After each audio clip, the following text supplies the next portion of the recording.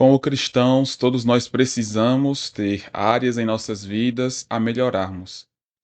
Nós estávamos observando em vários devocionais acerca da unidade que deve ser tida no lar, na família.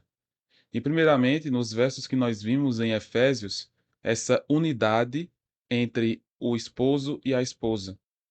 Agora nós vamos perceber essa mesma unidade que deve existir também no relacionamento de filho para com pai. Perceba Efésios capítulo 6, versículo 1, que diz: Filhos, obedecei a vossos pais no Senhor, pois isto é justo. Aqui nós percebemos nesse texto especificamente como todos nós devemos obedecer aos pais na medida do possível em que se está dentro de casa, obviamente, desde que isso não lhe leve ao pecado. E quando se não está dentro de casa, há uma independência daquele que agora é independente, mas ainda deve haver a honra, como é descrito no versículo de número 2. Mas pensando naqueles que ainda estão sobre a autoridade dos pais, perceba, filhos, aqui é um direcionamento para estes. Obedecei a vossos pais de uma forma específica.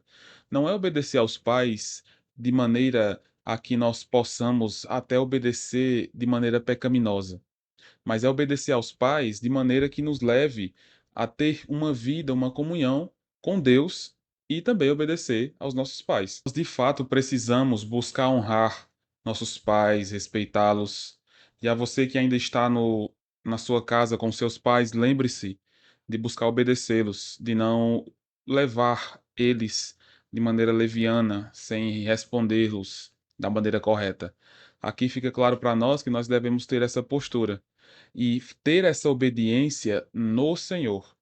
Nós vamos perceber aqui em todo esse capítulo, esse parágrafo, que toda essa forma de lidar com o outro envolve estar no Senhor.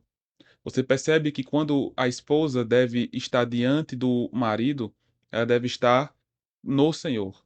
Aqui nós percebemos também isso com relação aos filhos.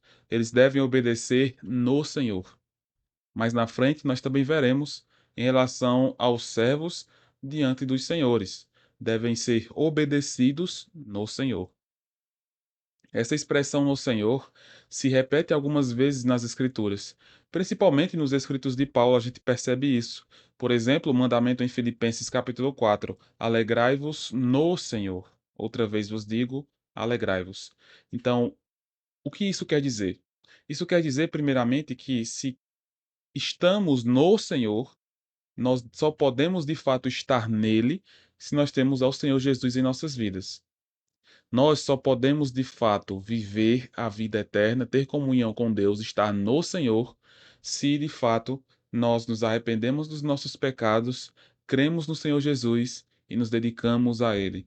Nos entregamos a Ele de fato, crendo que Ele é Deus, crendo que Ele morreu por nós. Ele morreu em nosso lugar, morreu a nossa morte para que pudéssemos ter a sua vida.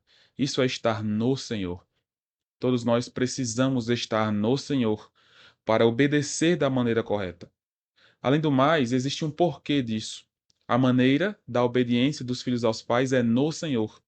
Mas existe ainda o porquê disso. A parte final do versículo 1 diz: Pois isto é justo. Por que isso é justo? É justo porque nossos pais cuidam de nós. Nossos pais buscam dar o que eles têm de melhor para nós, na maioria dos casos.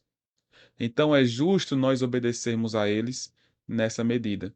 Além do mais, quando nós entendemos no Senhor da maneira correta, nós percebemos que toda autoridade é instituída por Deus. E desde que não seja pecado, nós devemos obedecer no Senhor. Agora, fazendo aplicações para todos nós, não apenas os que são filhos terrenos, mas imagine a situação diante do próprio Deus. Nós somos filhos de Deus. Os que têm o Senhor Jesus em sua vida são filhos de Deus. Então, entenda aqui também como uma aplicação para a sua vida em relação ao seu relacionamento para com Deus também, que é nosso Pai. Filhos, obedecei e pense aqui nos vossos pais como Pai celestial também. Como nós podemos de fato obedecer mais a Deus? Como nós podemos de fato ter mais comunhão com o Senhor? Perceba que aqui existe também no Senhor. Existe também a noção de nós estarmos obedecendo a Deus quando nós de fato estamos nele. Nós não podemos obedecer a Deus pelas nossas próprias formas e meios e pensamentos e desejos. Apenas quando estamos nele de fato é que nós podemos crer no Senhor Deus. Porque isso é justo. Deus nos dá vida, Deus nos dá a sua imagem em nós. Deus nos transforma de glória em glória. Por que nós não obedecemos a Deus? Por que nós não amamos mais a Deus? Devemos de fato amar mais a Deus. Você que ainda convive com seus pais, busque obedecê-los no Senhor, porque isso é justo. Mas você também que já tem essa independência maior, lembre-se, você ainda tem um pai que você deve obedecer, a Deus.